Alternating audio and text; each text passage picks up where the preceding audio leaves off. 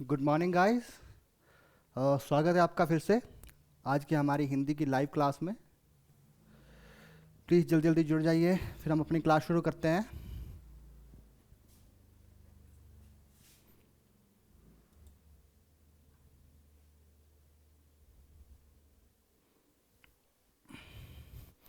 Good morning guys.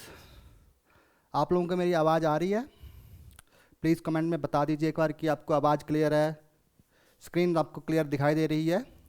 उसके बाद हम अपनी क्लास शुरू करते हैं।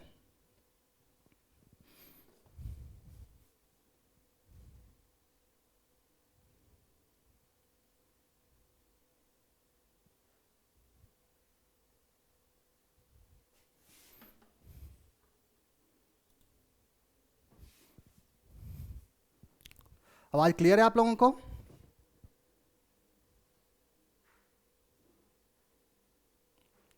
गाइस ऊपर कमेंट का ऑप्शन दिया गया है, प्लीज़ आप मुझे बता दें एक बार कि आवाज़ आ रही है आपको कि नहीं आ रही है।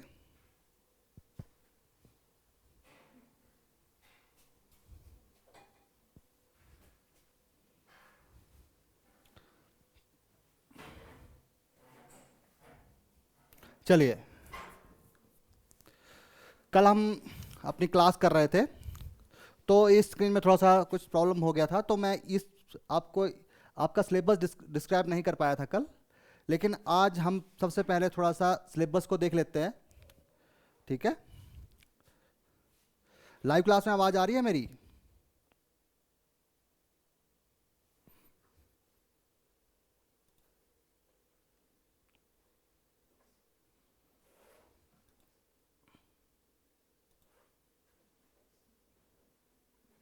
ओके, ठीक है जी।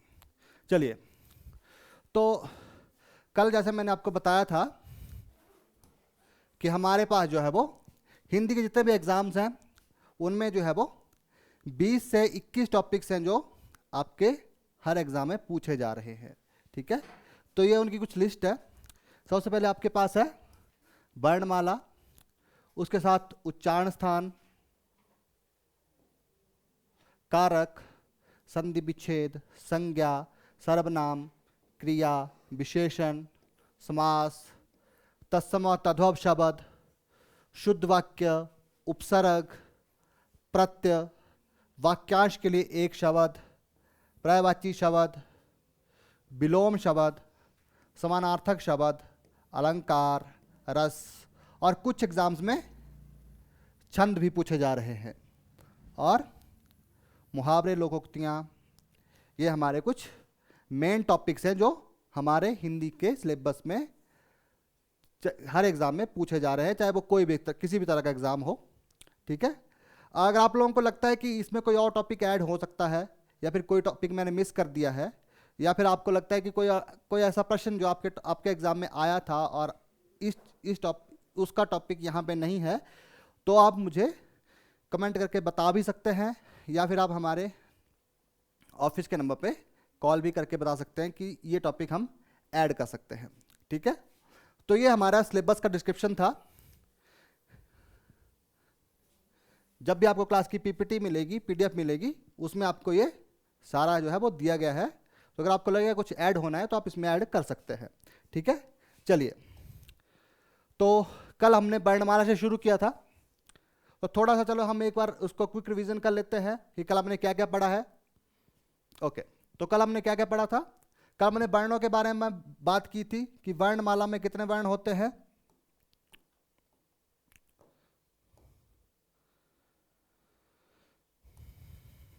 तो कल हमने वर्णमाला में बात की थी, तो हम उसमें हमें जो बात की थी कि स्वर होते हैं हमारे पास 11 और व्यंजन होते हैं 33, ठीक है?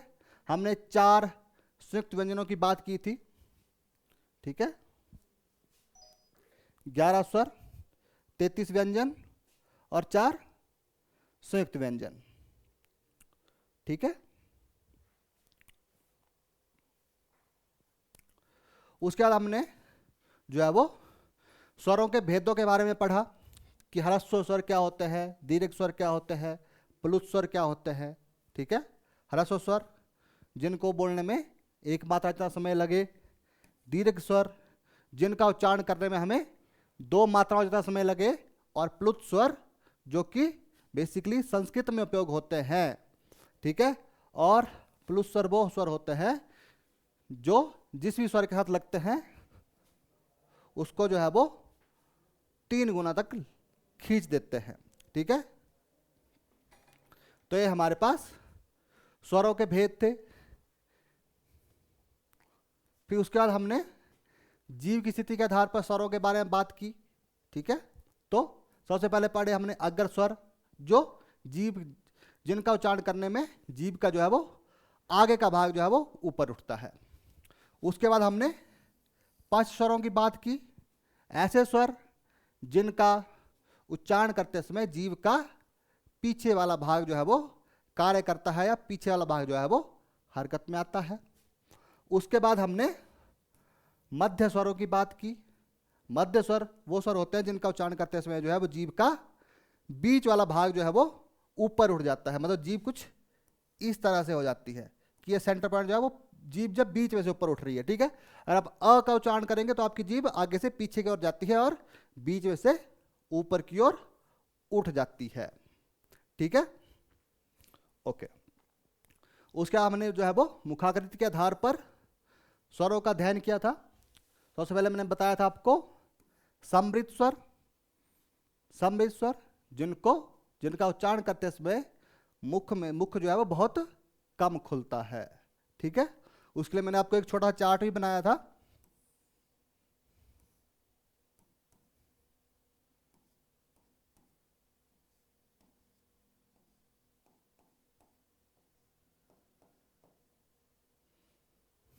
ये ठीक है कि समृद्ध स्वर जिनका उच्चारण करते समय मुख जो है वो बहुत कम खुलता है, जैसे ई उ। तो -2 में हमने रखा समृद्ध स्वरों को, ठीक है। उसके बाद आता है आपके पास अर्ध समृद्ध। अर्ध समृद्ध स्वर वो होते हैं जिनका उच्चारण करते समय मुख जो है वो समृद्ध स्वर से थोड़ा सा ज्यादा खुलता है, समृद्ध स्वर से अधिक, ठीक है। अर्ध समृद्ध स्वर वो होते हैं जिनका उच्चारण करते समय मुख जो है वो समृद्ध स्वर से थोड़ा सा ज्यादा खुल रहा है, मतलब समृद्ध स्वर में अगर इतना मुख खुल रहा है तो अर्ध समृद्ध में इतना खुल जाएगा, ठीक है। तो -1 हुआ हमारे पास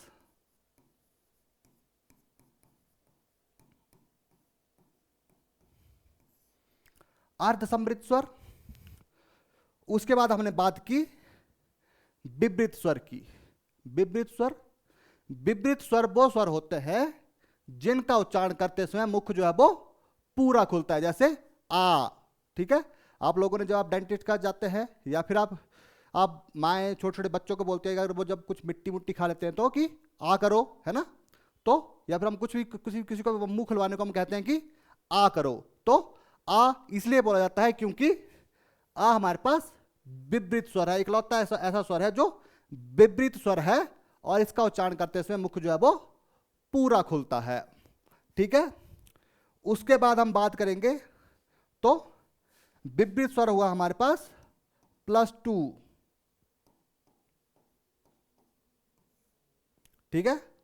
उसके हम बात करेंगे आपके पास अर्ध विवृत की, कि वह स्वर जिसका उच्चारण करते समय मुख जो है वो पूरे से थोड़ा सा कम खुलता है, जैसे अ, ए, ओ, मतलब कि अर्ध विवृत होता है अर्ध समृद्ध से अधिक और विवृत से कम, तो उसे हम कहते हैं आपका अर्ध विवृत। अर्ध समृद्ध से अधिक और विवृत से कम, तो वो स्वर कहलाता है आपके पास अर्ध विवृत। तो +1 हुआ हमारे पास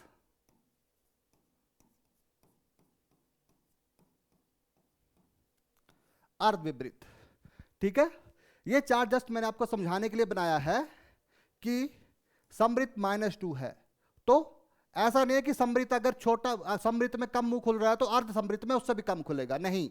अर्ध समृद्ध जो है वो -1 है, -2 -1 से छोटा है, इसलिए अर्ध समृद्ध जो है वो समृद्ध से बड़ा होगा और +1 जो है वो +2 से छोटा है, इसलिए विवृत स्वर जो है वो अर्ध विवृत से बड़ा होगा।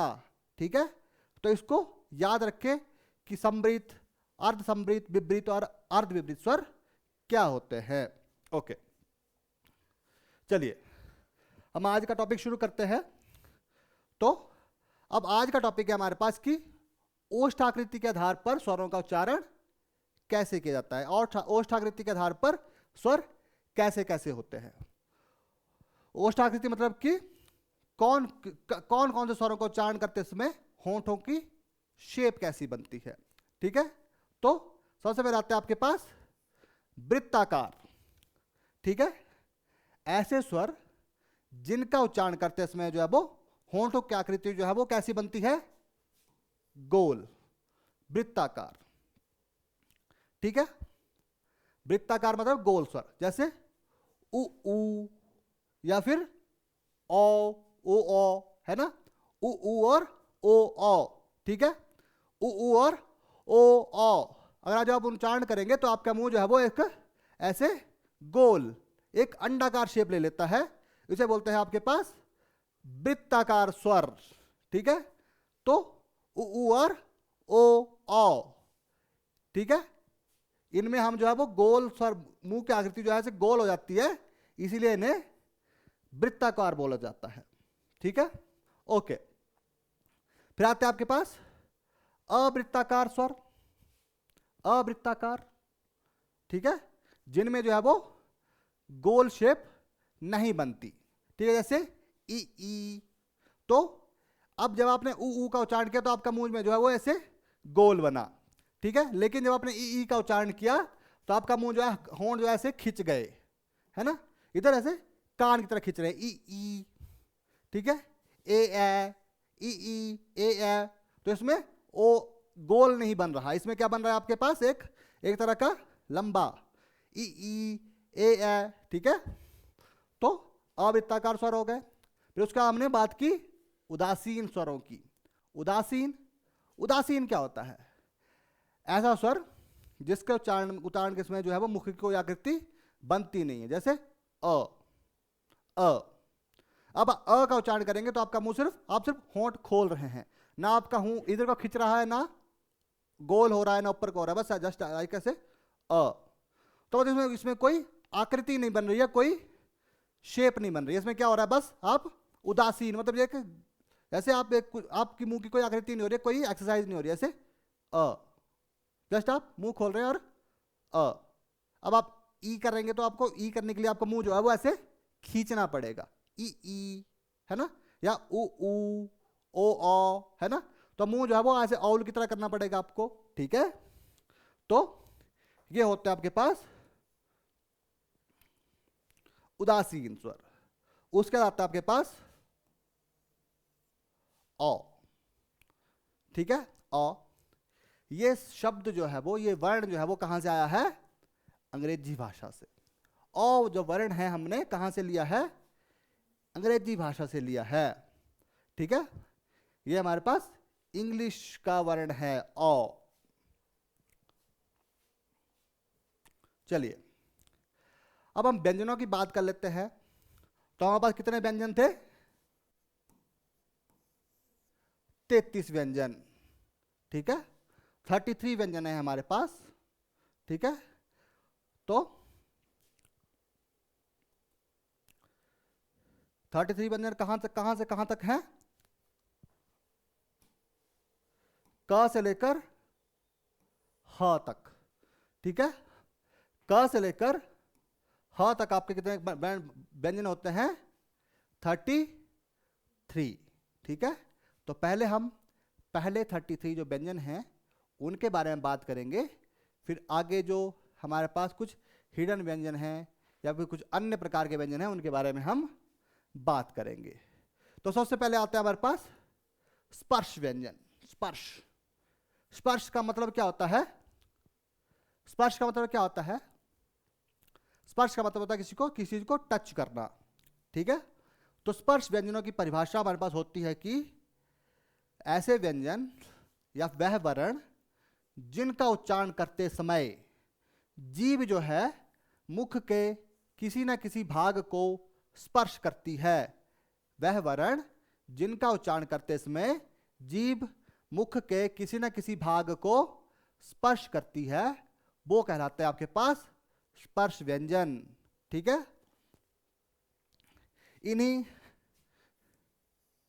इसी परिभाषा के आधार पर हम आगे जब हम उच्चारण स्थानों पे बात करेंगे तब हम देखेंगे कि जीभ कौन से वर्ण के उच्चारण के समय कहां स्पर्श कर रही है या फिर कौन सा वर्ण कहां से उच्चारण हो रहा है। ठीक है, तो आपके जितने भी स्पर्श व्यंजन हैं उनका उच्चारण करते समय जीभ आपके मुख के कहीं ना कहीं किसी ना किसी भाग को स्पर्श करती है। ठीक है, तो हमारे पास स्पर्श व्यंजन कितने हैं? 25 स्पर्श व्यंजन है हमारे पास क से लेकर म तक। ठीक है, क से लेकर म तक हमारे पास 25 स्पर्श व्यंजन हैं।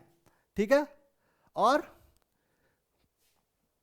जैसे हमारे पास क की लाइन है इसे कवर्ग बोला जाता है, च की लाइन को चवर्ग, ट की लाइन को तवर्ग, त की लाइन को तवर्ग और प की लाइन को पवर्ग। ठीक है, हम में से बहुत सारे स्टूडेंट्स ऐसे हैं जिन्हें जो है वो वर्णमाला याद नहीं होती है। क्यों? क्योंकि हम जो है वो क हमें याद होता है, प हमें याद होता है, लेकिन हम च, ट और त इन 3 लाइनों में कंफ्यूज रहते हैं कि पहले ट की लाइन आएगी या च की आएगी या त की आएगी।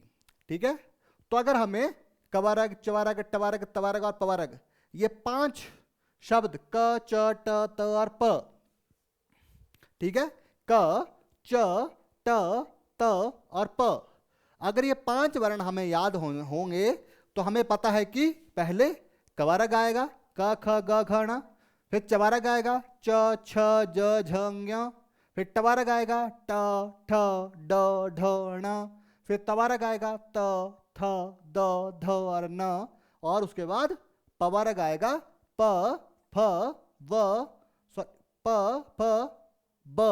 इस ब, ये व नहीं है, ये ब है, ब, ब, भ और म। तो ये आपके क से लेकर म तक 25 स्पर्श व्यंजन होते हैं। ठीक है, अगर आप क, ख, ग, घ, न, च, छ, ज, झ, न, फिर ट, ठ, ड, ढ, न, जब आप ट का उच्चारण करेंगे जीभ आपकी मुख के ऊपर वाले दांतों से आपके ऊपर वाले भाग पे स्पर्श करती है।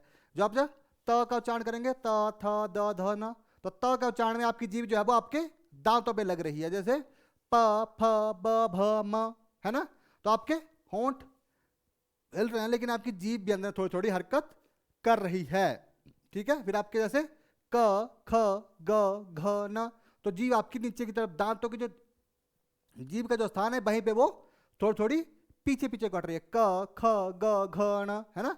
फिर च, छ, ज, झ, ञ, तो ऐसे आपके जो है वो जीभ जो है वो कहीं ना कहीं स्पर्श करती है हर स्थान पे। ठीक है, इसलिए इन्हें हम बोलते हैं आपके पास स्पर्श व्यंजन। ठीक है जी, समझ आ रहा सबको? किसी को कोई डाउट हो तो वो कमेंट करके बोल सकता है। ठीक है, ओके, तो ये हमारे स्पर्श व्यंजन हो गए। उसके बाद हमने बात की आपके पास अन्य व्यंजनों में आपके सबसे बात आते हैं आपके पास अंतस्थ व्यंजन। अंतस्थ व्यंजन, ठीक है, अब सबसे पहले बात है कि अंतस्थ व्यंजन क्या होते हैं। अंतस्थ व्यंजन तो ऐसे वर्ण जिनका उच्चारण करते समय हवा जो है मुख में रुकती है, यहां पे हवा को आप यहां पे रोक कर जो है वो एक साथ जो है वो थ्रो करते हैं, जैसे य, र, ल, व। ठीक है, य, र, ल, व। ठीक है, तो आप हवा को जो है वो यहां पे रोक के, मतलब जो आपका वर्ण है वो यहां पे आप गले में हवा का थोड़ी सी स्टॉप करेंगे जैसे आपने सांस ली, फिर आप करेंगे य, है ना। अब ऐसे कैसे ये लव, ठीक है। आप अगर है इसको हरी करते हुए नहीं बोल सकते कि जैसे आप क ख ग घ च छ ज न कर रहे हैं आप ना, ऐसे कि ऐसे एकदम से हवा के साथ आपका वर्ण बाहर आ रहे हैं, ऐसे नहीं होता य में, ठीक है। यह जो है वो ऐसे कहा जाता है आपका य, यज्ञ, ठीक है। आपको मतलब जो है वो एक हवा, अपने गले में हवा का एक प्रेशर क्रिएट करना पड़ेगा, उस प्रेशर के साथ आपको हवा वर्ण को जो बाहर थ्रो करना पड़ेगा, जैसे य, ठीक है। तो मतलब यहां पे जो है वो एक हवा का जो स्प्रिंग क्रिएट हो रहा है, एक हवा का जो है वो एक नरम गद्दा क्रिएट हो रहा है, जिसको आप नीचे को दबाएंगे तो वो ऊपर की तरफ आपके वर्ण को बाहर को थ्रो करेगा, ठीक है। जैसे य, र, ल, व, है ना। तो अंतस्थ व्यंजन वो होते हैं, ठीक है, जिनका जो उच्चारण करते समय जो है वो मुख हवा को जो है वो गले में रोक कर जो है वो एक साथ बाहर को हम थ्रो करते हैं, एक साथ बाहर को हवा बाहर को जो है वो फेंकते हैं, ठीक है। उसे बोला जाता है आपके पास अंतस्थ व्यंजन, ठीक है। जैसे य, र, ल और व, ठीक है। तो ये अंतस्थ व्यंजन हो गए। उसके बाद आते हैं आपके पास ऊष्म व्यंजन। इन्हें बेसिकली आपका संघर्षी व्यंजन ही बोला जाता है, ऊष्म व्यंजन, और इन्हें हम और क्या कहते हैं, संघर्षी व्यंजन। क्योंकि इनका उच्चारण करते समय हम जीभ जो है थोड़ा सा संघर्ष करती है, ठीक है, या फिर हवा थोड़ा सा संघर्ष करती है, मुख में थोड़ा सा एक युद्ध की स्थिति जो है वो क्रिएट होती है, इसलिए इसे बोलते हैं हम लोग संघर्षी व्यंजन या ऊष्म व्यंजन, ठीक है। ऊष्म, ऊष्म क्या होता है, क्या होता है ऊष्म, ऊष्म, ठीक है। जब हमने ऊष्मा, ऊष्मा सब सुना आप लोगों ने, ऊष्मा, ऊष्मा हीट, गर्मी, है ना। जब जो कोई चीज गर्म होती है तो उसे हम बोलते हैं कि ऊष्म है ना, कि आज का आज है वो तापमान ऊष्म है ना। जब सूरज अधिक गर्मी होती है तो आज का तापमान जो है वो क्या है, आज का वातावरण जो ऊष्म है ना, गर्मी है, ठीक है। तो जब आप किसी किसी वर्ण का उच्चारण करते हुए हवा में जो है वो एक गर्माहट महसूस हो, ठीक है, तो उसे हम बोलते हैं आपके पास ऊष्म व्यंजन, ठीक है। तो इसकी परिभाषा ये हुई ऊष्म व्यंजन की कि ऐसे वर्ण जिनका उच्चारण करते समय हवा जो है वो जीभ के साथ रगड़ खाते हुए बाहर आती है, वो होते हैं आपके पास ऊष्म व्यंजन। ऐसे वर्ण जिनका उच्चारण करते समय जीभ, हवा जो है वो जीभ के साथ रगड़ खाते हुए बाहर आती है, वो आपके पास ऊष्म व्यंजन कहलाता है, ठीक है। जैसे अब जब आप जीभ का घर्षण होता है, ठीक है, आप लोगों को पता है कि साइंस आप लोगों ने पढ़ी है, बेसिक साइंस, कि जब हम किसी चीज को घर्षण करते हैं तो उसमें जो है वो क्या पैदा होती है, ऊष्मा, ठीक है। तो हवा जब जीभ का घर्षण करती हुई जाती है तो वो हवा थोड़ी सी गर्म हो जाती है, इसलिए भी इन्हें ऊष्म व्यंजन कहा जाता है। ऐसे श, स और ह, ठीक है। जैसे श, स, श और ह। तो आपके भी आपके मुख में जो है एक बिसल जैसी उपयोग हो रही है, है ना, एक बिसल जैसी आपके मुंह से आ रही है, उस बिसल के कारण ही ये क्या हुए, ऊष्म व्यंजन बने, ठीक है।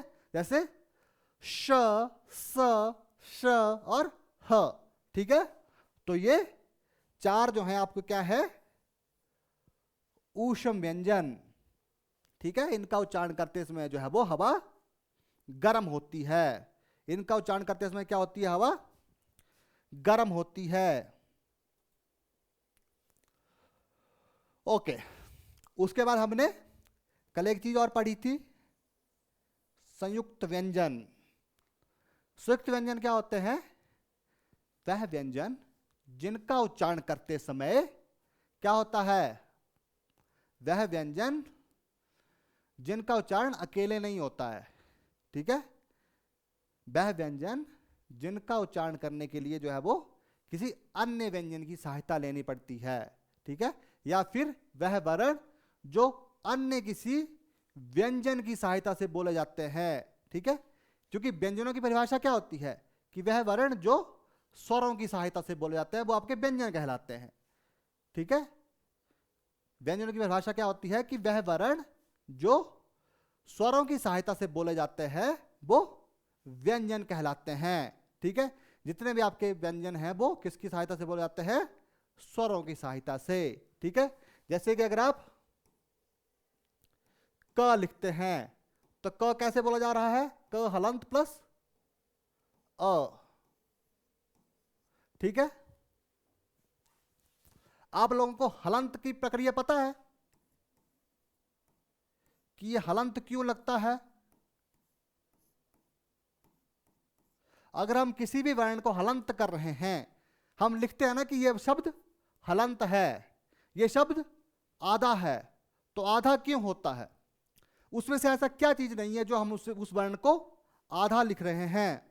कोई कमेंट करके बताएगा मुझे कि उस वर्ण में ऐसा क्या नहीं है कि उसे हम आधा लिख रहे हैं? हाँ जी, हलंत वर्ण में क्या नहीं होता है कि उसे हम आधा लिखते हैं? तो जिस भी शब्द को हम आधा लिख रहे हैं, जो भी शब्द हमारा क्या होता है? आधा होता है, उसमें हमने क्या नहीं जोड़ा होता? उसमें हमने स्वर नहीं लगाया होता। ठीक है, जो भी वर्ण आपका बिना स्वर के होगा, ठीक है, जिस भी वर्ण में स्वर निकाल लिया जाएगा, एक्सेप्ट कर लिया जाएगा या लगाया ही नहीं जाएगा, वह वर्ण आपका क्या होगा? हलंत, आधा होगा वो वर्ण। ठीक है, जैसे अगर आप जैसे लिखते हैं आप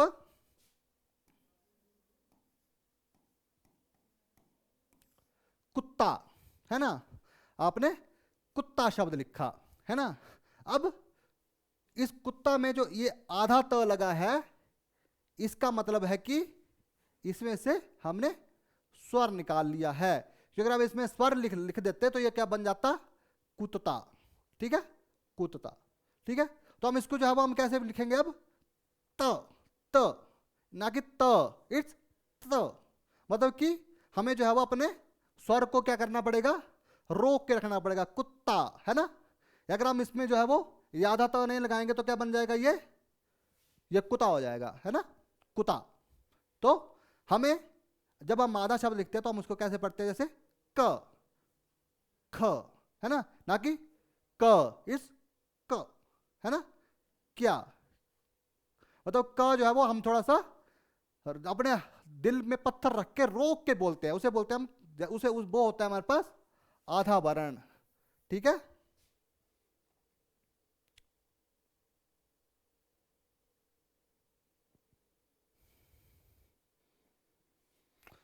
वो क्या होता है आपके पास? आधा वर्ण। ठीक है, ओके। तो संयुक्त व्यंजनों के बारे में मैंने आपको बताया कि वह वर्ण जो अन्य किसी व्यंजन की सहायता के साथ बनते हैं वो आपके होते हैं संयुक्त व्यंजन। ठीक है, क्योंकि एक व्यंजन में आपके पास, संयुक्त व्यंजनों में आपके पास दो व्यंजन जुड़ते हैं। जैसे आपके पास क्ष है, क्ष, त्र, ज्ञ और श्र। ठीक है, तो आधा क प्लस श प्लस अ, ठीक है, ये मिलकर बनाएंगे आपके पास क्ष। ठीक है, त्र के लिए आपके पास होता है आधा त आधा र प्लस अ। ठीक है, यहां पे ये श भी हलंत होगा। ठीक है, आधा क आधा श प्लस अ। ठीक है, फिर ज प्लस ज्ञ प्लस अ, ये क्या मिलके बनाता है आपके पास? ज्ञ। ठीक है, फिर श्र, तो आधा श आधा र प्लस अ। ठीक है, क्योंकि क्या है कि जब हम किसी चीज को तोड़ रहे हैं तो हमने उसको प्रॉपरली तोड़ना है, फिर आधा नहीं तोड़ना है। ठीक है, हमने किसी चीज को आधा तोड़ के नहीं रखना है। जब हम किसी चीज की संधि कर ही रहे हैं, जब हमने बोला कि हमें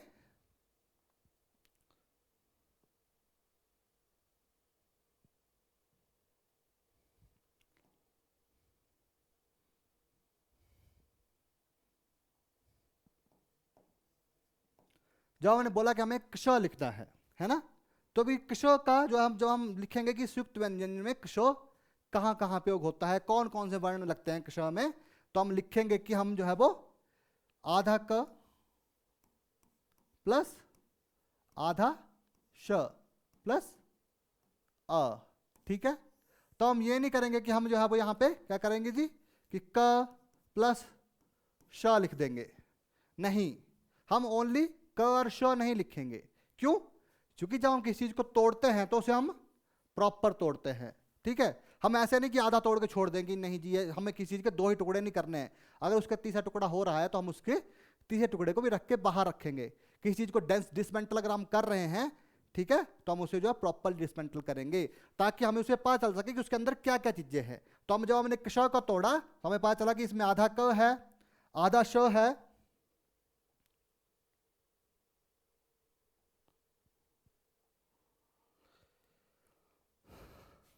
इसमें क्या है, आधा क है, आधा श है और अ है, ठीक है। इसमें कौन सा स्वर लगा है वो भी हमने जो है वो बताना है। जैसे अगर हमारे पास शब्द आता है, जैसे हमारे पास शब्द आता है आपके पास क्षा, क्षा शब्द आ जाता है कि जी इसको जो है वो संधि विच्छेद करके दिखाओ, तो हम कैसे लिखेंगे, आधा क प्लस आधा श प्लस आ, ये क्या बना आपके पास क्षा, ठीक है। अब अगर हम इसको कोई या यहां पे कोई और मात्रा लग जाए, ठीक है, जैसे शब्द आता है हमारे पास श्री, श्री, तो श्री का संधि विच्छेद क्या होगा, ठीक है, आधा श प्लस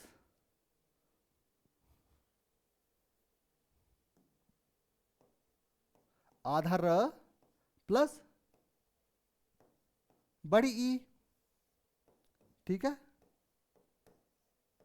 ये बनाएगा आपके पास श्री, ठीक है।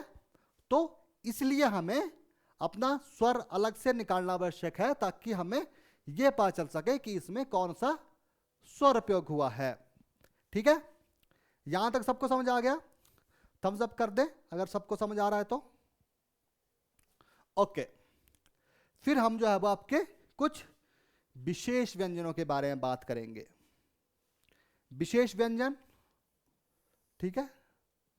तो सबसे पहले विशेष व्यंजन आते हैं आपके पास पार्श्विक व्यंजन, पार्श्विक व्यंजन, ठीक है, पार्श्विक ल, ठीक है। पार्श्विक व्यंजन वो होते हैं आपके पास जिनका उच्चारण करते समय जो है वो हवा मुख में क्या होती है आपके पास, ब्लॉक हो जाती है, ठीक है। हवा मुख में जो है वो क्या हो जाती है, रुकती है, ब्लॉक होती है, उसे रास्ता नहीं मिलता जाने के लिए। जैसे आप जब आप ल का उच्चारण करते हैं, जैसे आप करेंगे ल, ल, तो अब ल का जब उच्चारण करेंगे तो जैसे कि सपोज कीजिए ये आपका मुंह है, सपोज कीजिए आपका मुंह है ये, ठीक है, ये होंठ है छोटे से आप, ठीक है, ये मुंह है आपके पास, तो और ये आपकी जीभ है, ठीक है। तो जब हम पार्श्विक व्यंजन का प्रयोग करते हैं तो जीभ जो है मुख के ऊपर ये भाग को ऐसे सट जाती है, जैसे ल, ल, मतलब जीभ जो है वो आगे की टिप जो है वो जीभ के ऊपर वाले दांतों से ऐसे जाके सेट हो जाएगी, ठीक है। उसके बाद जो है वो हवा जो है वो मुख के ऐसे आती है बाहर, ऐसे ल, ल, जब आप ल का उच्चारण करते हैं तो जीभ से, जीभ के साइडों से जो है हवा बाहर आती है, इसलिए इसे बोला जाता है आपके पास पार्श्विक व्यंजन ल, ल। जब ल का उच्चारण करते हैं तो जीभ आपके मुख से कहां स्टक करती है, ऊपर वाले हिस्से पे, मतलब जीभ जो है ऐसे ऐसे आपके ऊपर वाले हिस्से पे जाके जो है वो सट जाएगी, ऐसे लॉक कर देगी रास्ता हवा का। अब हवा जो है वो यहां पे आपकी रुक रही है या फिर यहां पे हवा आपकी रुक रही है, वह हवा जो है वो आपके यहां से और यहां से बाहर जाएगी, ना कि सीधी बाहर जाएगी, ठीक है। इसलिए ल का जो है आपके पास पार्श्विक व्यंजन बोला जाता है, ठीक है। उसके बाद आता है आपके पास लुंठित व्यंजन, लुंठित व्यंजन, ठीक है। तो क्या होता है कि लुंठित व्यंजन, ठीक है, जब जिन वर्ण का उच्चारण करते समय जो है वो हवा जो जीभ में जो है वो क्या होती है, हवा जो है वैसे जीभ आपकी थोड़ी थोड़ी लपेटे खाती है, लपेटे खाती है, थर थराती है थोड़ी सी, जैसे र र र र। तो अब र का जब उच्चारण करते हैं तो जीभ में थोड़ा सा एक कंपन महसूस होता है, ठीक है। ल सॉरी र, है ना, र। जब र का उच्चारण करते हैं तो आपकी जीभ में क्या होता है, एक कंपन महसूस होता है। क्या महसूस होता है, कंपन। उस कंपन के कारण इस व्यंजन हम क्या बोलते हैं, लुंठित व्यंजन, ठीक है। कंपन महसूस होता है, इस कंपन के कारण उसको हम क्या बोलते हैं, लुंठित व्यंजन, ठीक है।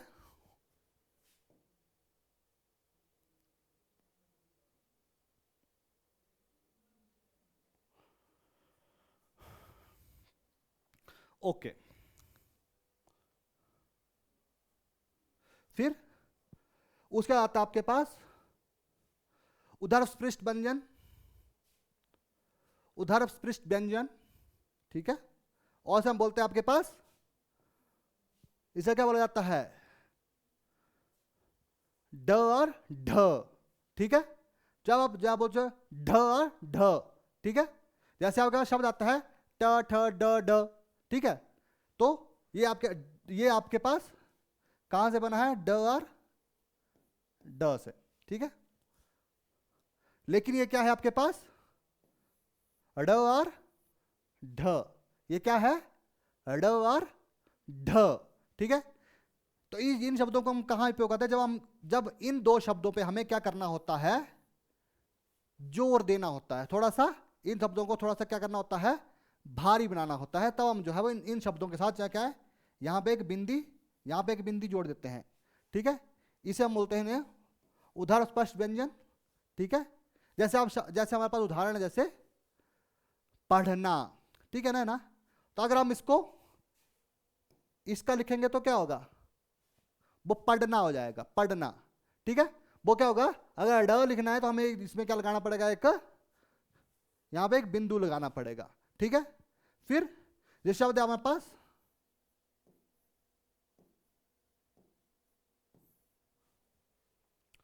ये क्या हो गया हमारे पास, ढक्कन, ठीक है, ढक्कन, ठीक है। लेकिन अगर हम इसके क्या बनाना है, अगर इसमें मैं ये जीरो लगा दूं तो क्या हो जाएगा, ढ, ढक्कन, ठीक है। तो ये आपके पास है उधा स्पष्ट व्यंजन्स, ठीक है जी। ओके, अब आगे जो है वो व्यंजनों की कुछ और हमारे पास रूप भी हैं।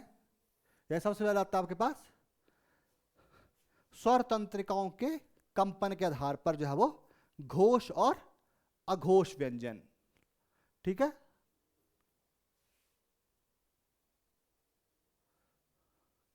कंपन, ठीक है ना। घोष और अघोष, घोष क्या होता है, घोष क्या होता है, ओके। जो आप घर में कई बार आप जो है वो लाउड म्यूजिक बजाते हैं, ठीक है ना।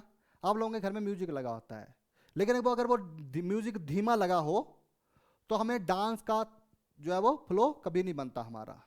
लेकिन अगर उस म्यूजिक को हम थोड़ा सा लाउड कर दें, थोड़ा सा उसमें बेस डाल दें, तो हमारे पैर अपने आप उठने शुरू हो जाते हैं, है ना। जैसे आपने देखा होगा कि जब हमारे हिमाचलियों में शादियां होती हैं तो डीजे लगता है, ठीक है। अब डीजे पे लोग नाच रहे होते हैं, अब डीजे पे लोगों को ये इस बात से मतलब नहीं होता कि कौन सा गाना बज रहा है, उन्हें बस वो क्या चाहिए, वो बेस चाहिए। अगर वो बेस आ रहा है, ठीक है, अगर उस डीजे का बेस अच्छा है तो आपके पैर सैड सॉन्ग पे भी उचकते रहेंगे, ठीक है। लेकिन अगर आपके डीजे का अगर वही गाना आप घर में बैठ के अपने फोन में सुन रहे हैं तो शायद आप बैठ के आराम से सुन लें, आपको वो सैड सॉन्ग भी सैड भी लग सकता है। लेकिन अगर उसमें आप बेस जोड़ दें तो सैड सॉन्ग भी डांस के लिए बेहतर सॉन्ग हो जाता है, ठीक है। तो उसी तरह से उसे हम बोलते हैं आपके पास जो बेस है ना, उसे बोला जाता है क्या है आपके पास, घोष। उस बेस को क्या बोला जाता है, घोष। ठीक है, तो जैसे आप सबसे पहले बात करेंगे हम आपके अघोष व्यंजनों की। ठीक है, सबसे पहले बात करेंगे हम अघोष व्यंजनों की। वह वर्ण जिनमें क्या होता है, बेस नहीं होता, जैसे क ख, क ख, है ना, जैसे च छ, च छ, फिर ट ठ, ट ठ, त थ, क ख, च छ, ट ठ, त थ, है ना, प फ। ठीक है, और स श और स। ठीक है, ये आपके पास क्या है, अघोष व्यंजन। इन व्यंजनों में क्या नहीं है आपके पास, बेस नहीं है। ये किससे हैं, विदाउट बेस चल रहे हैं ये। ठीक है, ये किसके बिना है, विदाउट बेस। जैसे क ख, है ना, जैसे क ख। जब क ख का उच्चारण करते हैं तो आपको लगता है कि इनमें क्या नहीं है, बेस नहीं है, ये बिना बेस के हैं। इनमें जो है वो क्या है, घोष नहीं है। इनमें जो है वो कंपन महसूस नहीं हो रहा है। क ख, च छ, ट ठ, त थ, है ना, प फ, है ना, श स श, है ना, स स श, है ना।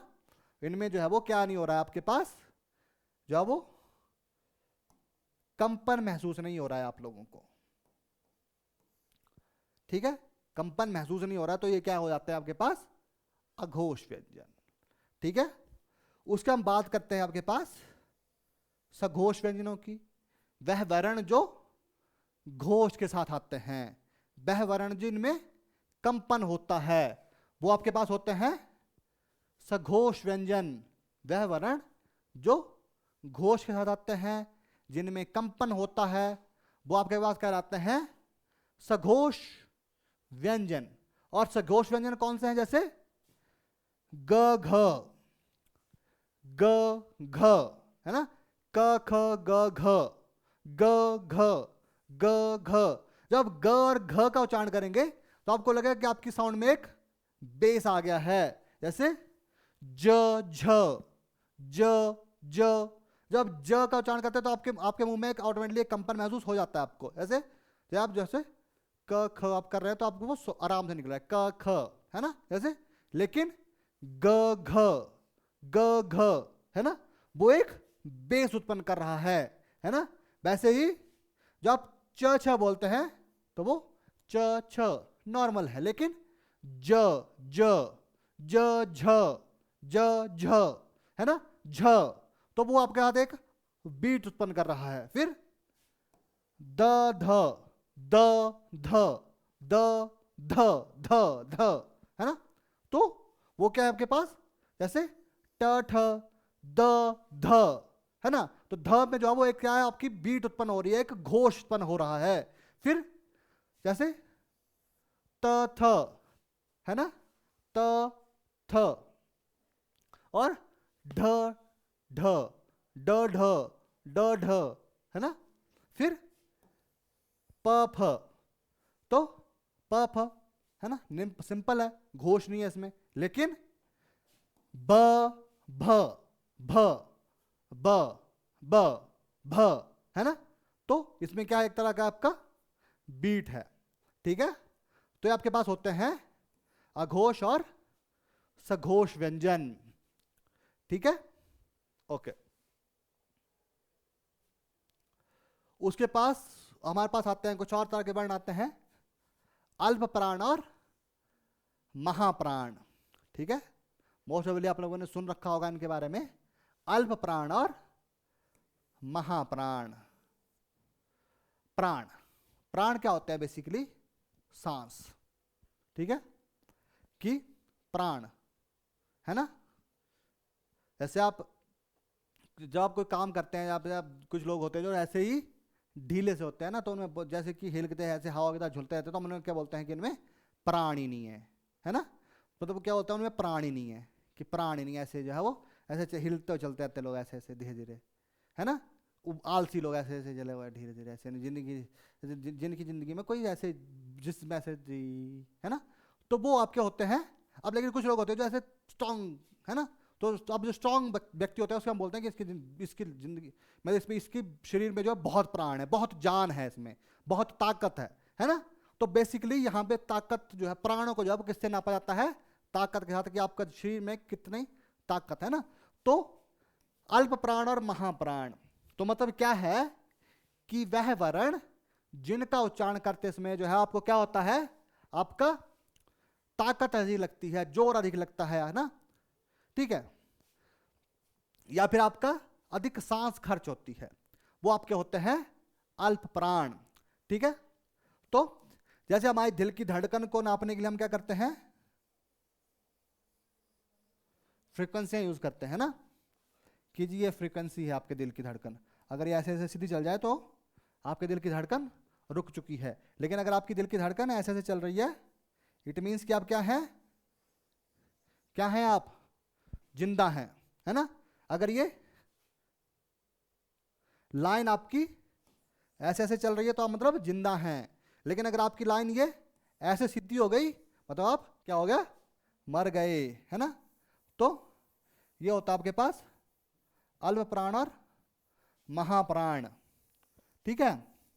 तो इसे भी हम ऐसे ही समझेंगे,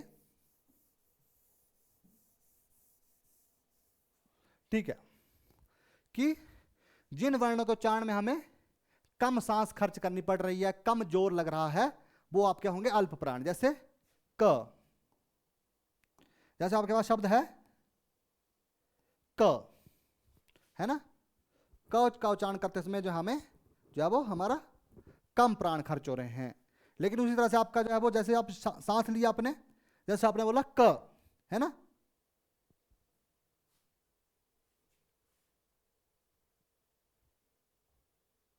ठीक है, आपने सांस ली और आपने बोला क, ठीक है, अब आपकी सांस यहां जाएगी तो दूसरा शब्द आएगा आपका यहां पे ख, महाप्राण, फिर आपकी सांस फिर नीचे आ गई, फिर तीसरा शब्द यहां पे ग, अल्प प्राण, फिर चौथा फिर ऊपर घ, महाप्राण, ठीक है, और पांचवा फिर नीचे न, ठीक है। ये आपकी एक लाइन की सिमेट्री बनी, ठीक है, कि पहला, तीसरा और पांचवा, पहला तीसरा और पांचवा स्पर्श व्यंजन जो है आपका वो किस में जाएगा, अल्प प्राण में, ठीक है, और दूसरा और चौथा स्पर्श व्यंजन जो है वो किसमें जाएगा, महाप्राण में, ठीक है। तो बहुत सिंपल सा फॉर्मूला है कि पहला, तीसरा और पांचवा ये वर्ण जो है वो क्या है आपके पास, अल्प प्राण, और दूसरा और चौथा वर्ण, ठीक है, क्योंकि हमारे जो सांस है वो ऐसे चलती है ना, लो फ्रीक्वेंसी से हाई की तरफ, फिर लो, फिर हाई, फिर लो, फिर हाई, फिर लो, है ना। तो वैसे ही हम लो फ्रीक्वेंसी पे एक वर्ण का उच्चारण करेंगे, फिर हाई फ्रीक्वेंसी पे जाएंगे। अब हाई फ्रीक्वेंसी पे पहुंचेंगे तो जो जा लगेगा, जैसे क, ख, फिर ग हो जाएगा, फिर घ, फिर ण, है ना, च, छ, ज, झ, ङ, है ना, प, फ, ब, भ, म, है ना। तो मतलब कि पहला, दूसरा, तीसरा, चौथा, पांचवा, ठीक है, 1 2 3 4 5, ठीक है, पहला, तीसरा, पांचवा, ये वर्ण जो हमें किस में आएंगे, अल्प प्राण में, लो फ्रीक्वेंसी के ऊपर, और दूसरा और पांचवा किस में आएंगे, महाप्राण में, हाई फ्रीक्वेंसी के ऊपर, ठीक है। तो बहुत आसाम से अगर आपको एग्जाम में ये चीज आती है कि कौन सा वर्ण अल्प प्राण है, कौन सा महाप्राण है, तो हमें बस इतना याद रखना है कि जितने भी स्पर्श व्यंजन हैं उनका पहला, तीसरा और पांचवा ये जो वर्ण है वो अल्प प्राण में जाएंगे, और दूसरा और चौथा वर्ण जो है वो किस में जाएंगे, महाप्राण में, ठीक है। बहुत आसान फॉर्मूला है। कुछ नहीं करना है, ठीक है। ओके, उसके बाद जो आता है आपके पास य र ल व, य र ल व, य र ल व, है ना। अब य र ल व क्या है, जैसे य र ल व, है ना। तो अब य र ल व में कौन से वर्ण है, अंतस्थ व्यंजन है ये। य र ल व क्या है, अंतस्थ व्यंजन। तो मैं अंतस्थ व्यंजन में मैंने क्या कहा था कि क्या करना पड़ता है, हवा को गले में रोक कर फिर एक साथ रो करना पड़ता है, जैसे य र ल व।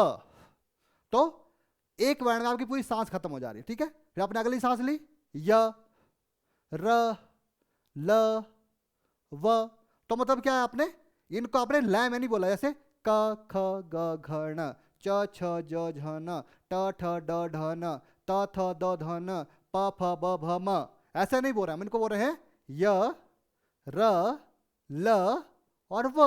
तो मतलब इनको हम तोड़ तोड़ के बोल रहे हैं। तो फ्रीक्वेंसी हमारी ऊपर गई ही नहीं। पहले हमने यहां बोला, फिर हमारी फ्रीक्वेंसी ऊपर जानी थी, लेकिन हमने यहाँ पे तो टूट गई। फिर हमने फिर से र बोला, फिर ल बोला, और फिर से व बोला। तो मतलब जो है वो आपके जितने भी ये अंतस्थ व्यंजन है वो लो फ्रीक्वेंसी पे ही चले गए, है ना, क्योंकि फ्रीक्वेंसी ऊपर गई ही नहीं, लय नहीं बनी ना। ये क ख ग घ ण, च छ ज झ न, त थ द ध न, है ना, प फ ब भ म, नहीं, ये नहीं बना, ये य र ल और व, ठीक है। तो जो पहले ये जो य र ल व हैं, ये आपके ऐसे एक डाउन फ्रीक्वेंसी पे ही आ गए, ठीक है। और उसके बाद आता है आपके पास महाप्राण में बचते हैं आपके पास श स श और ह, है ना, श श स और ह। तो ये चार हैं। ये कौन से व्यंजन है, ये कौन से व्यंजन है, ऊष्म व्यंजन, ठीक है। और जब भी कोई चीज क्या हो जाती है, गर्म होती है, तो वो क्या आती है, ऊपर उठ जाती है ना। जब भी हवा गर्म हो जाती है वो क्या हो जाती है, ऊपर उठती है वो, है ना, ऊपर उठती है, ठीक है। जब हवा ठंडी होती है तो वो क्या होती है, नीचे की तरफ आती है ना। और जब हवा गर्म होती है तो वो क्या होती है, ऊपर की तरफ जाती है, ठीक है। तो उसी तरह से जब आप महाप्राण में, अब आपके जो वर्ण है, जब हवा ऊपर, जब ये गर्म हो जाएंगे तो ये क्या हो जाएंगे, इनका फ्रीक्वेंसी हाई हो जाएगी, ठीक है। तो ये कहां जाएंगे, ऊपर वाली फ्रीक्वेंसी में, जैसे स श स और ह, ठीक है। तो ये चार जो है किस में आएंगे, महाप्राण में, ठीक है। तो ये समझ आ रही है आप लोगों को, ठीक है। तो जो य र ल व हैं वो अल्प प्राण में आएंगे, और स श स ह जो है वो महाप्राण में आएंगे, ठीक है। तो जितने भी आपके स्पर्श व्यंजन हैं उनमें से 1, 3 और 5 की फ्रीक्वेंसी चलेगी, 1, 3, 5 और 2, 4, 1, 3, 5 अल्प प्राण, 2, 4 महाप्राण, ठीक है। जितने भी आपके अंतस्थ व्यंजन हैं वो आपके आएंगे अल्प प्राण में, और जितने भी आपके ऊष्म व्यंजन हैं वो आएंगे आपके पास महाप्राण में, ठीक है। तो इसी तरह से आपने 33 के 33 व्यंजन आपको 1 मिनट में याद हो गए कि स्पर्श व्यंजन, जो पहले 25 स्पर्श व्यंजन है उनमें 1, 3 और 5 का फॉर्मूला लगेगा। 1, 3, 5 अल्प प्राण, 2, 4 महाप्राण, अंतस्थ व्यंजन अल्प प्राण और ऊष्म व्यंजन महाप्राण, ठीक है। इस तरह से आपके पास 33 के 33 व्यंजन पूरे हो गए जी, कि हमने कर लिए, ठीक है। ओके, उसके बाद आपके अनुनासिक ध्वनियां हैं, इनके बारे में हम कल डिस्कस करेंगे, ठीक है। आज के लिए इतना ही। Thank you guys.